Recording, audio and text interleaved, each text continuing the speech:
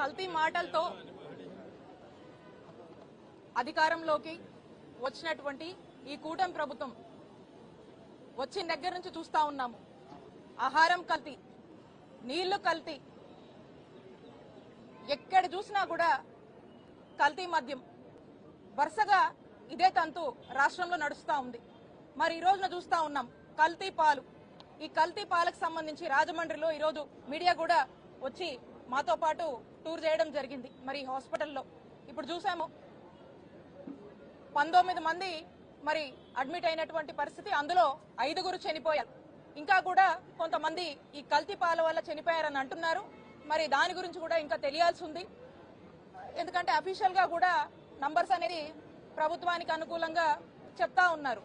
మరి ఏంటి ఈ కల్తీ పాల నేపథ్యం అని చూస్తే, మరి నిన్న నుంచి మనం చూస్తా ఉన్నాము ఈ కల్తీ పాల వ్యవహారము, ఈ కల్తీ పాలకు సంబంధించి వ్యక్తులు చనిపోతున్నారు, ఈ విధంగా హాస్పిటలైజ్ అవుతున్నారని చెప్పి రాజమండ్రిలో ఉన్నటువంటి మా వైఎస్ఆర్ కాంగ్రెస్ పార్టీ నాయకులు ఈ విషయాన్ని గురించి రైజ్ చేసి ఈ విషయం గురించి ప్రభుత్వాన్ని నిలదీస్తే అప్పుడు అధికారులు, ప్రభుత్వము, అలాగే అక్కడ చంద్రబాబు నాయుడు గారు అందరూ కూడా దీన్ని టేకప్ చేసినట్టుగా చేసి ఏదో హడావిడి నటించినటువంటి వైనం రాష్ట్రంలో అందరూ కూడా చూశారు నిన్న.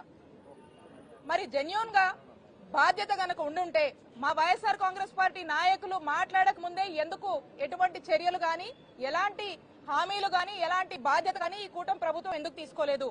వైద్య ఆరోగ్య శాఖ రాష్ట్రంలో నిద్రపోతుంది. ఎందుకంటే మేము మాట్లాడిన తర్వాతే వాళ్ళేదో వచ్చి తూతూ మంత్రంగా హడావిడి చేసినటువంటి పరిస్థితులు మనం చూసాము. ఈ రోజు హాస్పిటల్ విజిట్ కి వెళ్ళాము, పేషెంట్స్ ని పలకరించాము. ఆ పాలు తాగిన తర్వాత ఈ విధంగా మాకు ఇబ్బంది అయిందని చెప్తా ఉన్నారు. వాళ్ళ అటెండీస్ తో మాట్లాడాము. ఏంటంటే కల్తీ పాలు.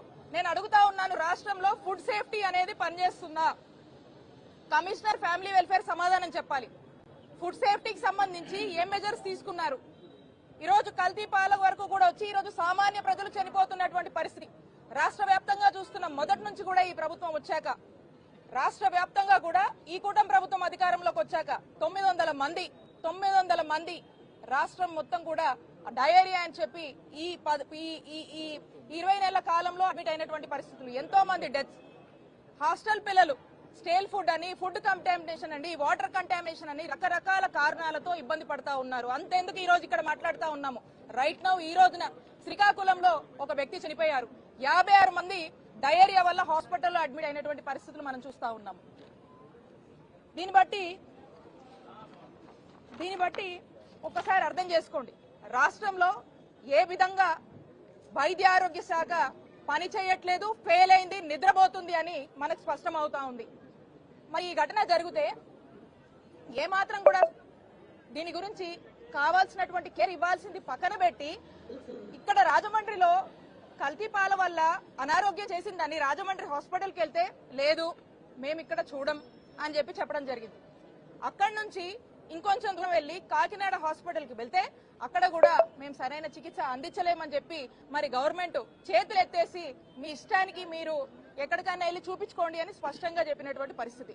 మరి మధ్యతరగతి పరిస్థితుల్లో ఉన్నటువంటి వీళ్ళు, చిన్నపిల్లలు కావచ్చు, పెద్దవాళ్ళు కావచ్చు, ఏజ్డ్ పీపుల్ అందరూ కూడా ఉన్నారు దీంట్లో. మరి వీళ్ళందరూ కూడా ఎక్కడికక్కడ తోచినట్టుగా ప్రైవేట్ హాస్పిటల్స్ లో జాయిన్ చేస్తే లక్షల వ్యవధిలో బిల్స్ అవుతా ఉన్నారు. నేను